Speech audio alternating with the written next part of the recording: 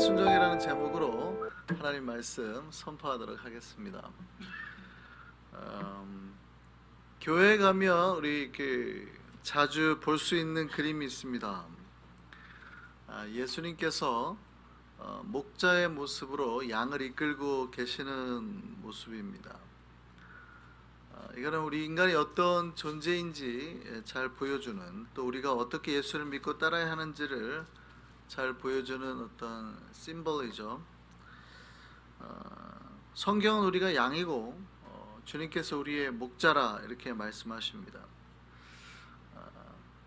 목자는 양을 부르죠. 양은 평안하고 안전하기 위해서는 그 목자의 음성을 잘 따라야 됩니다. 양은 눈이 나빠요. 양은 눈이 나빠서 자기 앞에를 보지 못합니다. 양이 어느 정도 눈이 나쁘냐면 자기 앞에 있는 양의 엉덩이 볼 정도의 시력밖에 안 돼요. 성경이 하나님이 왜 우리를 자꾸 양이라 그러는지를 알아야 돼. 이 인간의 특성을 가장 잘 드러내는 말이거든요. 그러니까 우리 스스로 우리 앞길을 헤쳐나갈 수 없는 존재라는 뜻이에요. 그래서 내가 눈으로 보고 가는 게 아니라 우리를 인도하시는 목자의 음성을 듣고 가야 되는 거예요. 굉장히 중요합니다. 그러니까 우리가 우리의 인생의 길을 찾을 때, 우리가 어떻게 살아야 나가야 될다고 여러분이 고민할 때, 내 눈에 보이고 내가 판단하는 대로 가는 게 아니라 목자이신 주님의 음성을 듣고 가는 거예요. 그러니까 우리의 판단이 아니라 주님의 음성을 듣고 가는 거예요. 그 음성을 듣고 우리의 길을 선택하고 그 음성에 순종해서 앞으로 나아가는 겁니다. 성경이 인간을 양으로 표현한 데는 이런 의미가 있는 거예요. 그러니까 우리가 인간은 내 앞을 사실은 조금도 내다볼 수 없는 존재라는 거예요. 바로 며칠 전 기사가 났죠. 한 부부가 최근에 대구에 갔다가 코로나 바이러스에 걸렸습니다. 이 부부가 한 거라고는 이거밖에 없어요. 대구에 가서 한 호텔에 머무른 거밖에 없어요. 그런데 왜 걸렸어요? 하필이면 그 호텔에 31번 환자가 같이 머물렀던 거예요. 몰랐죠. 이 부부는 몰랐어요. 거기에 31번 환자가 올 거라고 생각하지도 못했고, 저 사람이 31번 환자인지를 알지도 못했죠. 알았으면 만나지도 않았을 거고 거기 가지도 않았겠죠. 몰랐습니다. 계속 소리가 나요. 네.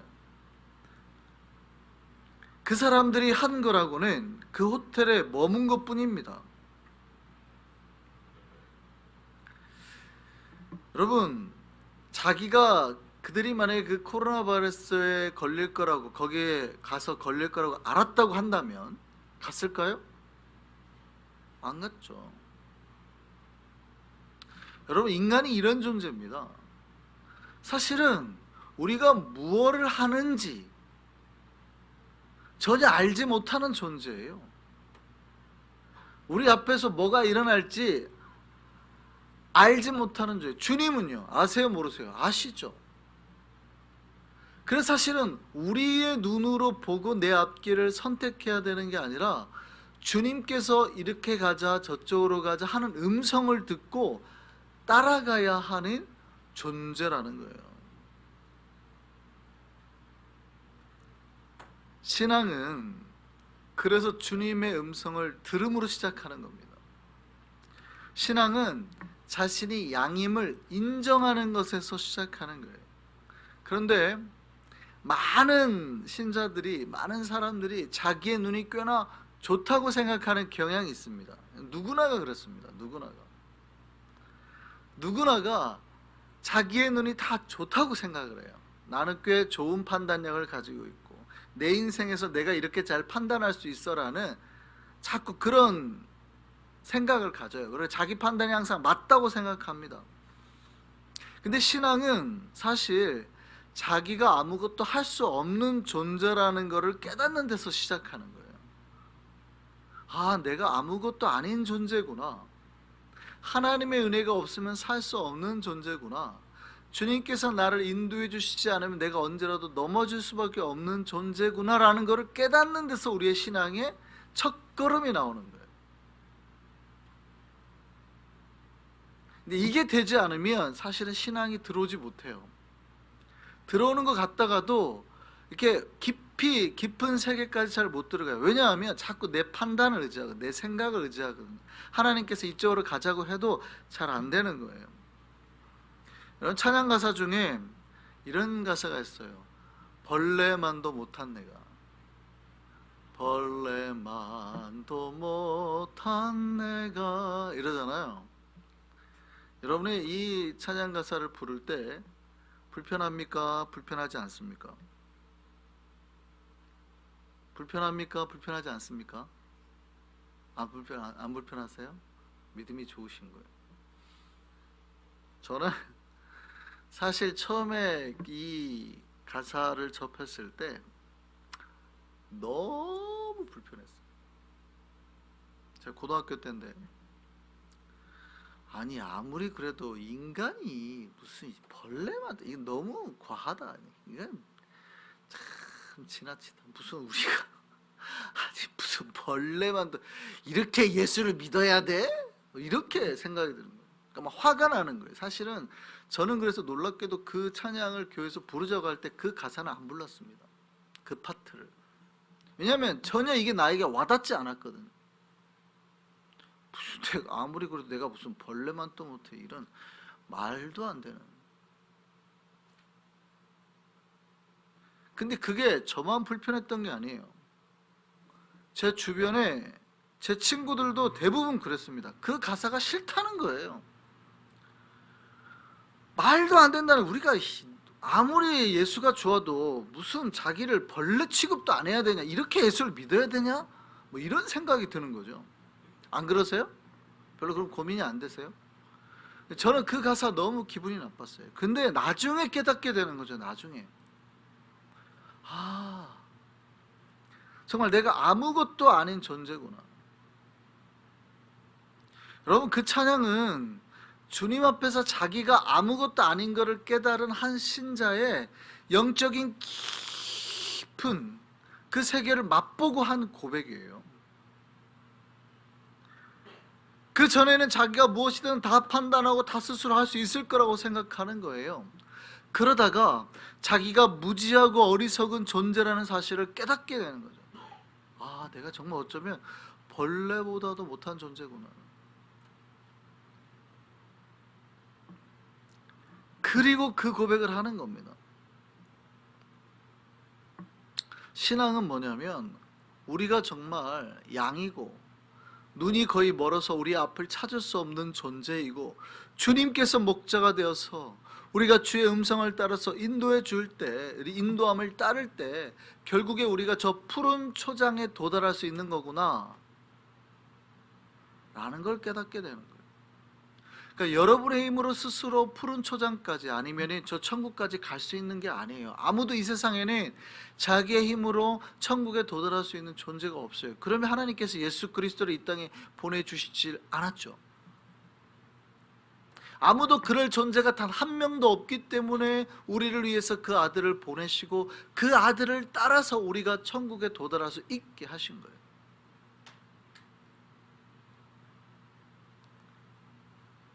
그 사실을 믿으시기 바랍니다. 우리는 우리가 양이고 주께서 우리의 목자가 되어서 우리를 인도하고 계심을 믿으시기를 바랍니다. 믿습니까?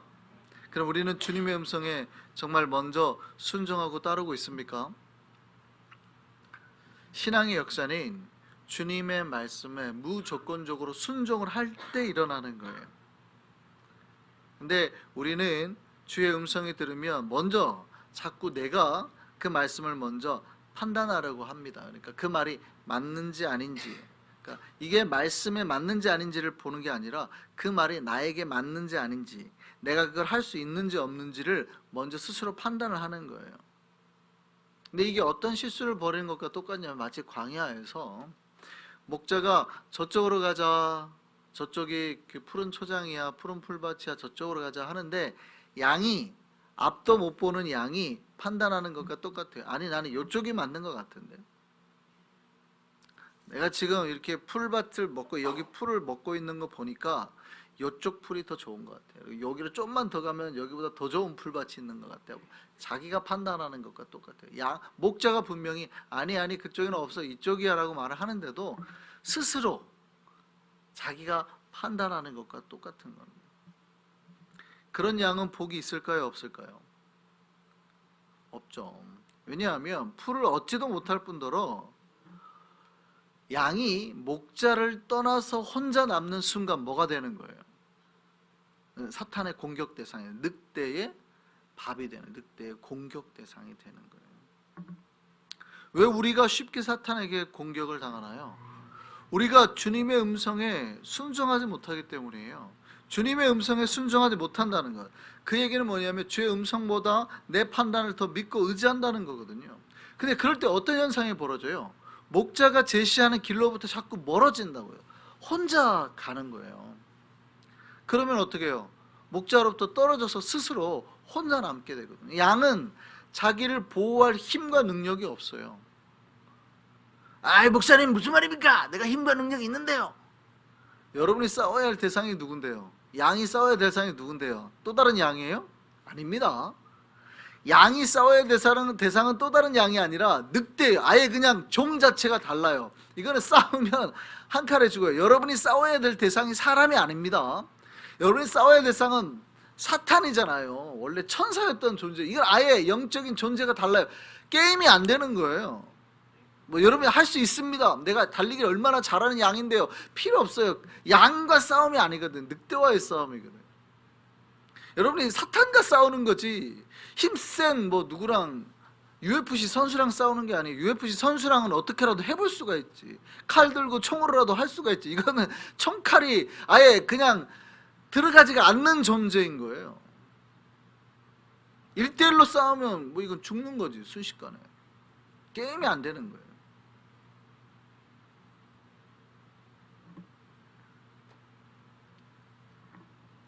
왜 우리가 자꾸 사탄에게 공격을 당해요? 주님의 음성에 철저하게 순종하지 못하기 때문이에요. 오늘 본문을 보면 한 병자가 나옵니다. 예수께서 베데스다에서 한 병자를 만나는 장면이죠. 이 병자가 몇 년 동안 아팠대요? 38년 동안 아팠대요. 근데 38년 동안 이 병 증세가 어느 정도로 지금 악화되어 있는 거래요? 누워 있어요. 그러니까 베데스다라는 연못이 가끔 천사가 내려왔던 징조로 물이 끓는 거죠. 그때 천사가 내려왔다라고 사람들이 생각을 하는 건데, 그때 물이 끓을 때 그 연못에 제일 먼저 들어가는 사람은 병이 낫는다는 거예요. 그러니까 사람들이 다 바글바글 모여 있는 거예요. 그런데 자기는 꼼짝을 못 하잖아요. 누군가가 나를 넣어줘야 돼. 그 얘기는 뭐예요? 내 스스로 어떻게 지금 거기에 빨리 들어가지도 못하는 사람, 연못 옆에 딱 붙어서 누워만 있지 스스로 들어가지도 못하는 사람이라고요. 그렇게 중증 환자입니다. 자기가 들어가려고 하면 다른 사람이 먼저 들어가는 거예요. 스스로 움직일 수 없는 사람입니다. 그런데 그 사람이 스스로 몸도 못 움직이던 사람이 예수님을 만나서 병을 고침받습니다. 어떻게 그럴 수 있었을까요? 예수께서 병을 고쳐주셔서 일어났을까요? 물론 맞는 말입니다. 그런데 순서가 좀 다르죠. 여러분 잘 보셔야 돼요. 순서가 달라요. 예수께서 그 병자를 고쳐주셔서 병자가 일어난 게 아닙니다. 예수님께서 그 사람에게 하신 말씀이 좀 기이합니다. 자, 누워서 움직이도 못하는 병자라고 그랬잖아요. 그러니까 이 사람이 예수님한테 바란 게 뭐냐면, 나를 좀 이렇게 밀어서 연못에 넣어주십시오라는 부탁을 한 거예요. 내가 꼼짝도 못한다는 거예요. 그런 병자에게 예수님이 뭐라 그래요? 일어나라.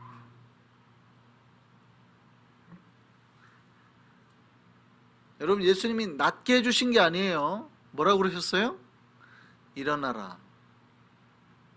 그리고 하신 말씀이 바로 붙어서 이렇게 합니다. 뿐만 아니라 일어나서 네 자리를 들어라. 그리고 한 말이 또 뭐냐면 일어나서 네 자리를 들고 걸어가라. 그 말을 들었을 때 여러분은 어떨까요? 아멘! 그럴까요? 여러분 같으면 어떻습니까? 아멘! 그럴까요?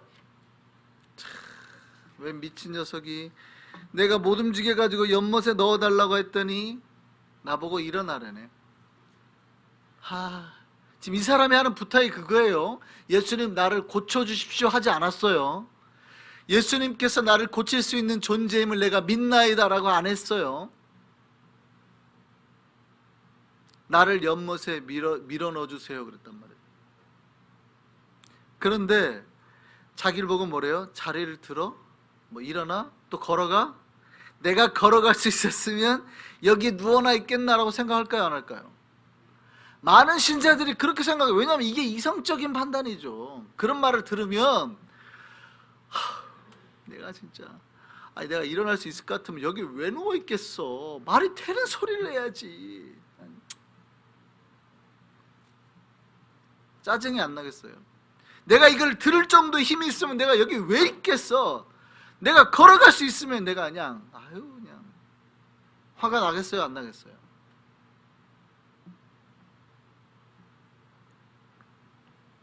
그런데 성경이 이렇게 돼 있어요. 그 사람이 그 말을 듣자마자 곧 일어나서 자리를 들고 걸어갔다고 돼 있어요. 여러분은 역사가 언제 일어나요? 예수님께서 손 마른 사람을 고칠 때 뭐라고 그래요? 다 치유하고 난 다음에 한 게 아니라 네 손을 펴라 먼저. 아니 굽어져 있는 사람에게 뭐 어떻게 펴요? 펼 수 있을 것 같으면은 이걸 뭐하러 얘기했겠어요? 나아주고 난 다음에 한 게 아니라 먼저 네 손을 펴라는 거예요. 여러분 예수님의 기적에는 항상 뭐가 먼저 따르는 거예요? 순종이 먼저 따르는 겁니다. 순종.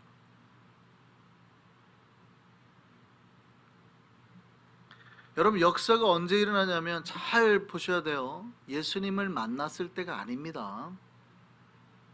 여러분 우리 삶의 기적의 역사, 은혜의 역사 일어나는 것은 예수님을 만났을 때가 아닙니다. 여러분이 예수를 만났다고 해서 기적과 역사, 능력이 일어나는 게 아닙니다. 절대 아닙니다. 이거 잘 들으셔야 돼요. 여러분이 예수를 만났다고 해서 여러분의 삶의 역사가 일어나는 게 아니에요. 정확하게는 나에게 말씀하시는 주님의 음성을 들었을 때, 내가 그 음성을 듣고 순종했을 때, 여러분 주님을 만난 사람은 정말 많았습니다. 예수를 만난 사람은 정말 많았어요. 그런데 그들 중에 역사가 일어나지 않은 사람들도 많았어요. 그게 누구예요? 특히 어떤 사람들? 예수님의 고향 사람들. 그죠? 나사렛 출신 사람들은요 거의 기적이 일어나지 않았습니다. 예수님이 고향 사람들을 보고 뭐라고 그래요? 야, 내가 그날에 저기 어디예요? 그 땅보다 소돔 땅보다 낫겠다 여기가. 기적이 안 일어나요. 능력이 안 일어나요. 왜냐하면 사람들이 안 믿어요. 예수를 봐.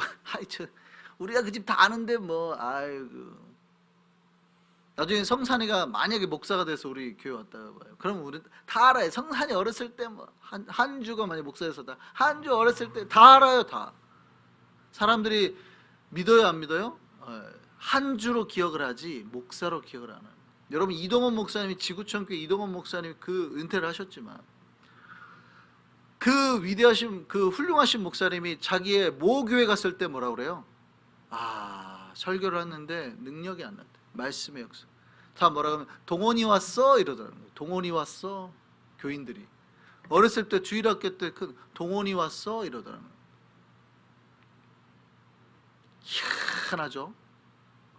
수만 명의 역사를 일으키고 회심을 일으키고 했던 목사님이 자기 모교회 가가지고 설교를 하는데 우리 교회 와서 설교 한번 해주세요 했더니 다 사람들이 목사님 오셨습니까? 한 게 아니라 동원이 왔어. 예수님이 자기 고향에 갔는데 역사가 안 일어나더라는 거죠. 여러분 예수를 만났다고 해서 내 삶에 역사가 일어날 거라고 착각하시면 안 돼요. 여러분 당장 예수께서 여기 서 있어도요 우리에게 역사가 안 일어날 수도 있는 겁니다. 치유가 안 일어나고 회복이 안 일어날 수 있습니다. 왜냐하면 심지어는 예수를 만난 사람 중에는 뭐 역사나 은혜나 치유나 기적을 경험한 게 아니라 예수를 죽이려 한 사람도 있었거든요. 그러니까 예수의 고향 사람들이 나중에는 어떻게 해요? 예수를 죽이려 하죠. 절벽으로 데려가고 낭떠러지에서 밀어버리자 그러잖아요. 심지어는. 그러니까 예수를 만났다고 해서 우리에게 역사가 일어나는 게 아니에요. 우리가 예수를 만나고 어떻게 만나요? 그 말을 내가 철저하게 순종하는 거예요. 순종. 우리에게 말씀하시는 그 음성에 순종할 때 나에게 변화와 기적과 역사가 일어나는 거예요. 우리는 목자의 음성을 따라서 가는, 철저하게 순종하는 그런 양이 되기를 소망합니다. 여러분, 사람의 말씀이 들릴 때 반응하는 유형이 있죠. 첫 번째는 말씀에 불순종하는 사람이 있습니다. 이 사람은 주의 말씀이 들려도 순종하지 않는 사람이에요. 주의 말씀을 거부하고 반대하는 사람들이에요. 그러니까 이게 사두개인들이나 바리새인들 중에 그런 사람들이 많았죠. 두 번째는 말씀이 이해돼야 순종하는 사람들이 있습니다. 이 사람들은 자기가 이해가 돼야 하는 사람들이에요. 그러니까 이렇게 질문하죠. 주님의 음성이 들리면 왜 그렇게 해야 되는데? 라는 것을 묻습니다. 그리고 자기가 시간이 되거나 그 명령이 타당하다고 생각할 때 움직여요. 심지어는 그것이 나에게, 그 말씀이 나에게 유익이 될 때 움직여요. 예수님의 고향 마을 사람들이 그랬어요. 예수님이 그 말, 처음에는 예수님이 왔을 때 좋아했습니다. 고향 마을 사람들이 좋아했어요. 드디어 우리 마을에도 위대한 사람이 하나 나오는구나 하고 굉장히 좋아했습니다. 처음에는. 근데 예수께서 설교를 하시는데 뭐라고 그러냐면, 복이 어디에 있대요? 어디에 있대요? 저기 이방 땅에 있다고 하는 거예요. 자기네가 복이 있을 거라고, 희년을 자기네에게 선포를 할 거라고 생각했는데 복이 어디 있다 그러는 거예요. 그러니까 제가 예를 들어서 모교회로 가가지고 설교한다고 생각해 보세요. 이 땅에 복이 있을지어다 이래야 되는데, 저기 이방 땅, 먼 땅에서 수고하고 애쓰는 뉴욕 땅에, 그곳에서도 헌데에서 복음을 전파하는, 거기가 복이 있을지어다. 여기서 이렇게 자기네만 생각하고 사람들에게 복이 있는 게 아니라 먼 곳까지 나아가서 이방인들에게 복이 있을지어다. 그러면은 사람들이 좋아요, 싫어해요? 싫어하는 거예요. 그러니까 자기네에게 좋게 말할 거라고 생각을 했는데 그게 아니니까 어떻게 해요? 확 틀어진 거예요. 세 번째요. 말씀이 들리면 먼저 순종하는 사람이 있어요. 이 사람들은 주님의 말씀에 우선 먼저 전폭적으로 신뢰하고 순종하는 사람. 그래서 주의 말씀은 진리이고 언제나 옳다고 생각하고 먼저 순종하는 사람, 이들에게 역사가 있는 겁니다. 제가 말씀을 드렸잖아요. 제가 합창단 할 때 같이 일하는 사람을 제가 판단하는 기준이 그래요. 합창단이, 그러니까 이제 저희가 대학교회인데 이렇게 쭉 가파라요, 교회가. 가파른데 거기서 연습을 했는데 이렇게 쭉 있었는데, 지금은 이제 새롭게 막 방주 모양으로 예쁘게 지었습니다만 옛날에는 한쪽 강의실 자체를 이렇게 교회로 만들었어요. 아주 쭉 있는데, 제가 합창단 친구들도 마찬가지 뒤쪽에 앉거든요. 그러니까 제가 앞쪽으로 다 한두 칸씩 옮기겠습니다, 아니면 제일 앞으로 오세요 라고 말했을 때 사람들이 쉽게 안 움직여요. 굉장히 귀찮아합니다. 왜 옮기라고. 근데 그때 아무 말 안 하고 움직이는 사람, 앞자리로 오세요 했을 때 뒤에서부터 앞으로 와가지고 앉는 사람, 먼저 이유를 묻지 않는 거죠. 왜 그렇게 해야 되냐 이유를 묻지 않고 먼저 순종하는 사람과 일합니다. 그러면 절대 실패하지 않죠. 근데 그 목사님 아들, 큰 교회 목사님 아들도 참 희한하죠. 제일 뒤에 앉아가지고 선배님이야. 뭐를 그렇게 해야 되냐? 왜 그렇게 해야 되냐? 아니 여기서도 다 들려. 뭐 여기서는 기도가 안 되냐? 앞에서 기도해야 되냐? 아니 맞는 얘기죠. 뭐 누가 그걸 몰라서 하겠어요. 그런데 저 사람이 순종할 사람인가 아닌가를 보는 거죠. 그런 분들하고는 역사가 안 일어납니다. 여러분, 사실은 주님의 역사는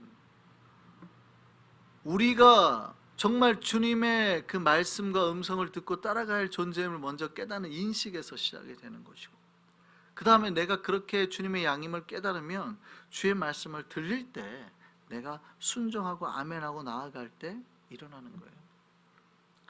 우리 이여전대와 한성의 백성들은 우리가 양임을 깨닫고 우리의 눈을 믿지 말고 주님의 음성을 믿고 주님의 말씀에 먼저 아멘으로 순종함으로 나아가서 역사를 일으킬 수 있는 우리가 되기를 소망합니다. 그렇게 해놓을 때 주님께서 미리 예비해 놓으신, 멀리 바라보고 계시는 그 푸른 초장까지 우리가 도달할 수 있게 되는 겁니다. 거기서 우리가 이제 안식과 쉼을 누리는 거죠. 그 주께서 예비해 놓으신 복과 은혜를 내 것으로 만들며 그 복을 누리며 살아가신 우리가 되기를 소망합니다.